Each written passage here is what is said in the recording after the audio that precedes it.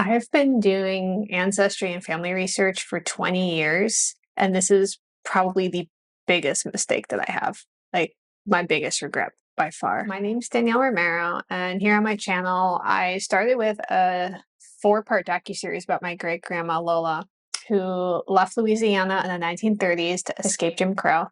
And she left Louisiana as a woman of color, and then she moved to New York and changed her name and changed the way she identified and raised our family as white with no idea about our multicultural heritage from Louisiana. Started this research when I was 16 years old, and I'm 36 now. So I've been working on this for 20 years now. I haven't been working smart for 20 years, and I want to share with you the absolute biggest mistake that I've made and hopefully help you from making the same mistake. Before I tell you that, I wanted to let you know that at the end of this video, I have a tool that I made that I want to share with you, and it's totally free, and it'll make more sense at the end of the video. So get to the end of the video and you can find out how to grab that and let me know if it's helpful for you.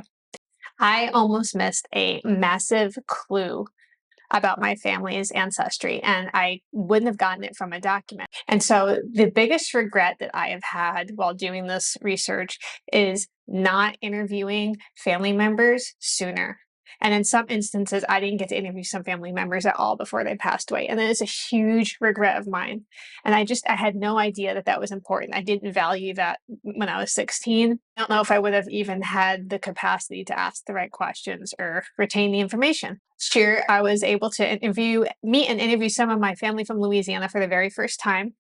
And in particular, my cousin, Lola Perot,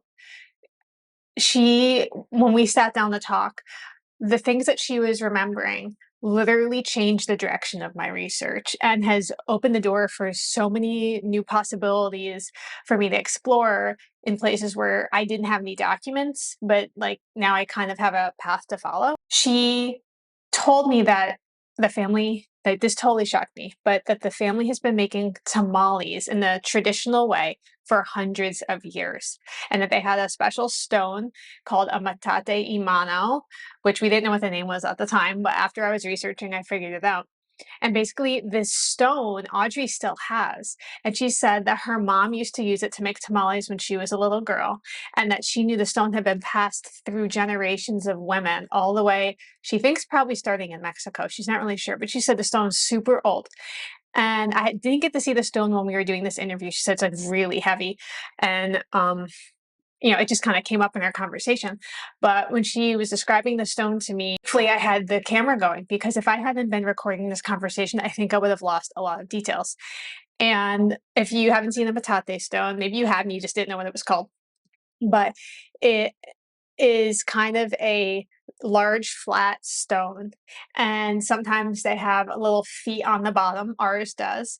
And then it has almost like a long rolling pin with no handles, like a rock rolling pin that's used to kind of push down and grind corn to make masa and other food like that. Later on, after I got home, I got a photo sent to me of the actual stone. So I'm going to put that on up here while I'm talking.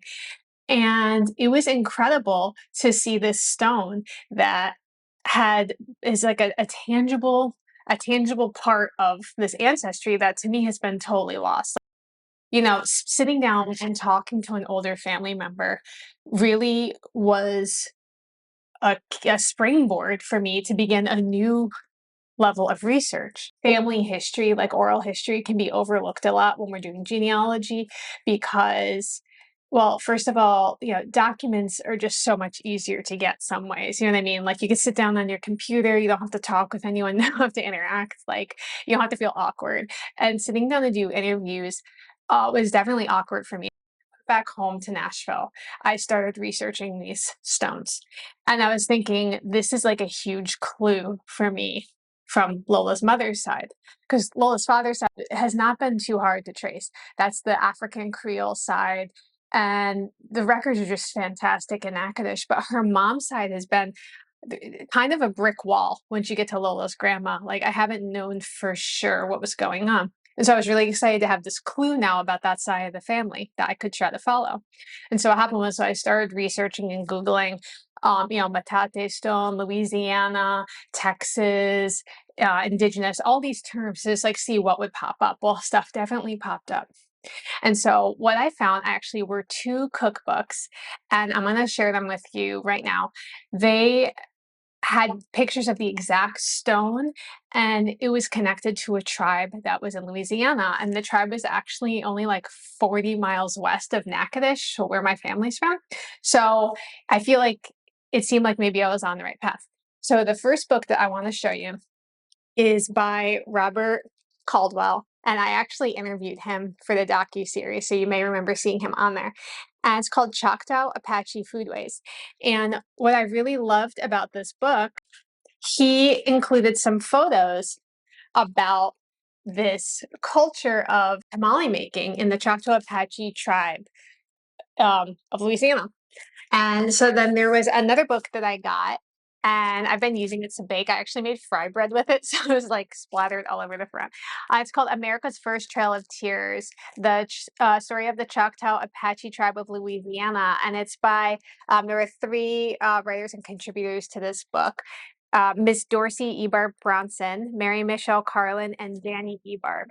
The exact stone that I have found being used, and I don't know. So I don't know if our family actually has ties to this tribe or not. I'm actually still researching that right now because there's a lot of other things that you need to figure out. Like I need to figure out the lineage side and the DNA side.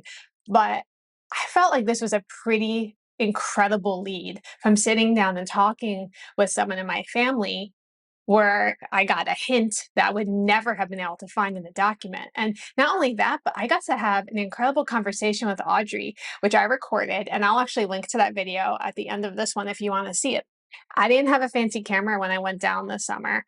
We literally just had kind of a regular camera sitting on a tripod, and you don't need to have any fancy tools.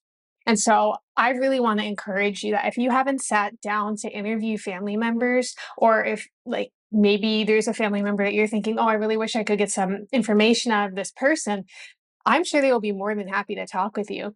And I would encourage you, one, to do it, and two, to record it if you can, because I would have missed so many of the incredible details that Audrey gave me if I had not recorded that conversation to look back at later for reference. I mean, it's really intimidating to like sit down and try to figure out, what do I ask this person? So I actually put together an 8-page PDF that is totally free that I want to share with you. It's called Documenting Your Family Story, and it basically just gives you tips on how to like get set up for the process, how to ask people to talk with you. And then I think there's like maybe 18 or 20 questions at the end, the ones that I use when I interview family.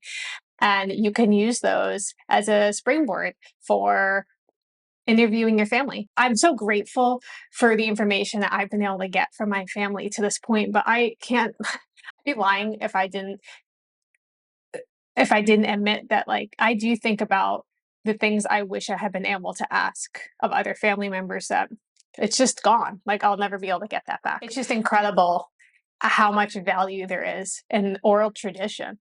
So let me know if you have been talking to family, if this is something that you might try. I'll leave the link for the PDF in the description, and then I'll pin it as a top comment. And in 2023, this is the year that I plan on trying to make tamales.